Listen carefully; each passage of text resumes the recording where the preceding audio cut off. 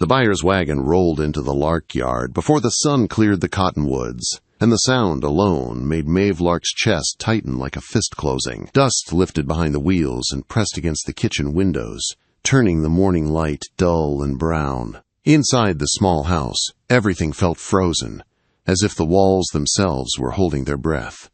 Maeve stood near the hearth with a chipped mug of cold tea, her hands shaking no matter how hard she tried to still them. From the front room, her mother's voice cut sharp and clean. "He's here. Stand up straight. Do not limp. Do not look sick." Maeve set the mug down and pressed her palms flat against the table. The wood was warm from the stove, but the warmth never reached her bones. The doctor's words still lived in this house, soaked into every corner like a dark stain. Barren. Useless. No man will want you. She had been 17 when the fever nearly killed her, when it burned her thin as wire and left the town talking. Now she was 19, and people spoke of her like a bad field, already ruined. The wagon stopped outside. Ruth Lark tied her shawl tight and swept to the door with a smile that held no kindness. "Mr. Danner, so good of you to come." Maeve followed her, stepping into the doorway. The man waiting in the yard was tall, built wide through the shoulders, his face shaped by wind and years of work. His hat cast shade over deep brown eyes that missed nothing. Silas Danner of Red Mesa. Maeve knew the name. His wife had died 3 winters ago. Folks said he was fair, hard-working, and cold. Another man climbed down from the wagon, papers clutched in his hand. Eli Barrett, the merchant. His grin was thin and slick. Fine morning for business. The word landed heavy in Maeve's chest. Business. Ruth's hand flicked toward her daughter as if pointing out a tool. "This is my girl, Maeve. Quiet. Obedient. Handy around a home. She will not trouble you." Silas looked at Maeve then, not fast, not slow. He studied her the way a man studies a fence that looks weak, but might still hold. His jaw worked once. Eli lifted the papers. "Simple agreement. You cover her travel and care. Mrs. Lark receives payment for her debts. Everyone leaves satisfied." Silas's eyes hardened as he looked at Ruth. "You are selling your daughter." Ruth's smile tightened. "Do not say it that way. I am placing her where she can live. She has no future here." Maeve's chest burned. She heard her mother's words from last winter, sharp and final. "You are a burden. You will never give a man a family. You will eat this house empty." Fear rose in her like cold water. Silas turned to her, his voice low. "Do you want to go with me, Miss Lark?" Ruth laughed, quick and cruel. "What choice does she have?" Maeve lifted her chin with effort. The yard felt wide and empty. The road beyond it stretched away in dust and heat. She met Silas's eyes and saw anger there, but not for her. She saw something quieter, too, something that felt like shade. "I will go," she said. Ruth snatched the coin pouch without looking at her. "Be grateful, Maeve. Mind your manners." Silas took the small bundle that held all Maeve owned and helped her into the wagon. His hands were rough, but steady. He did not push. He did not grip. They left the yard, the house shrinking behind them, until it felt like a bad memory. For a long while, there was only the roll of wheels and the smell of sage. "I knew they were looking for a buyer," Maeve said at last. "I did not think it would be today." Silas kept his eyes on the trail. No one should be sold. The words were simple, but they settled over her like a blanket that fit. At a rise in the land, he pulled the team to a stop. Red Mesa opened below them, wide pasture, cedar trees, and a thin line of creek shining in the light. Smoke lifted from a small chimney. "That is home," he said. Maeve stared. "It is beautiful. You will have your own room," he added. "You can leave if you wish. You are not property. You are safe." The word safe caught in her throat. No one had ever used it as if it included her. The ranch house was plain and clean. He showed her a small room with a narrow bed and a mended quilt. "If you would rather work than sit," he said, "I can show you how. No one here will strike you for mistakes." Maeve could only nod. By afternoon, she was sweeping the kitchen, finding comfort in the motion. When Silas stepped in, he paused. "You do not have to scrub my floor. I want to help," she said. "Then help," he answered, "but do not bleed for it." That night, after dark, the wind moved through the land like a quiet breath. Maeve lay awake, listening. It did not sound like judgment here. It sounded like something waiting. She stepped onto the porch and found Silas there, sitting with a tin cup. "Too quiet to sleep," she said. "It gets easier," he replied. They sat in the soft dark. When she shivered, he placed his coat around her shoulders. "You are safe here," he said again. Maeve held the coat close and stared at the stars, wanting to believe him so badly it hurt. Far off, a coyote called, and another answered. On that first night at Red Mesa, there was only wind, a steady voice, and a girl learning the shape of hope. The sun climbed slow over Red Mesa, laying silver dew across the grass. Maeve woke before the rooster, her body still unsure of rest that came without fear. She washed at the basin, tied back her hair, and stepped outside just as Silas came from the barn leading 2 horses. He paused when he saw her. "You are up early." "I wanted to learn," she said. He studied her a moment, then handed her a small basket. "The hens are friendlier in the morning, most of them." She moved through the yard careful at first, then steadier. The hens clucked and shifted, warm eggs filling the basket one by one. The simple work settled her nerves. Inside, she wiped windows, folded linens, and hummed without noticing. Silas passed the doorway once, stopped at the sound, then moved on without a word. By noon, her hands ached from washing. She did not stop. Hard work did not frighten her. Being useless had frightened her. Then the smell hit her too late. Smoke rose from the oven. Her heart leapt. She froze, waiting for the shout, the sharp words that always came. Silas rushed in coughing. "Are you hurt?" "I am sorry," she blurted.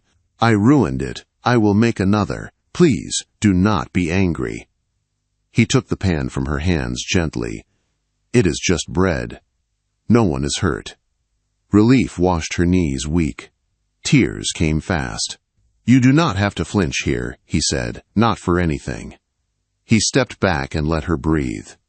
That evening, he asked if she wanted to ride the east fence line. She hesitated, then nodded.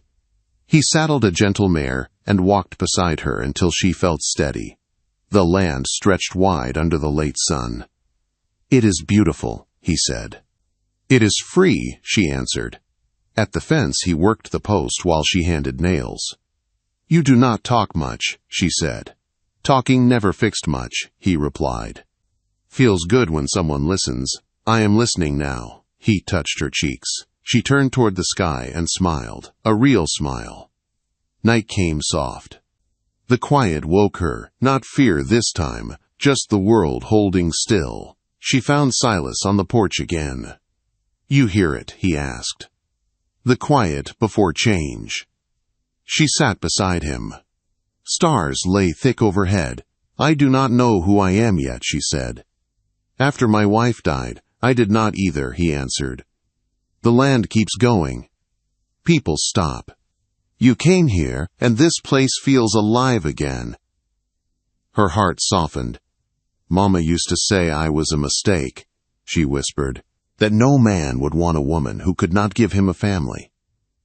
Anger flashed in his eyes, not at her. Worth is not measured that way. A man should see who you are. He brushed a loose strand behind her ear. "Tell me to stop, and I will." She did not. She placed her hand on his chest, felt the calm beat there. His forehead touched hers. "You deserve kindness," he said. "You deserve love." "Can you love again?" she asked. "I thought I could not." "Then you walked through my door." He kissed her, gentle at first, then deeper when she held on. When they parted, he said, "Whatever tomorrow brings, you are not alone." Tomorrow came with trouble. In the barn, brushing horses, Maeve swayed. Silas caught her. "I feel dizzy," she whispered, her hand moving to her belly. His breath stuck. "Maeve, could it be?" She did not answer. Beyond the fence, dust rose. Someone was coming. 3 days later, a wagon rolled up the trail. Silas saw it from the porch and stiffened. Eli Barrett climbed down, smoothing his coat. "Looks like the Barren girl is not so barren," he said. "Leave," Silas warned. Eli smiled. "I came to collect.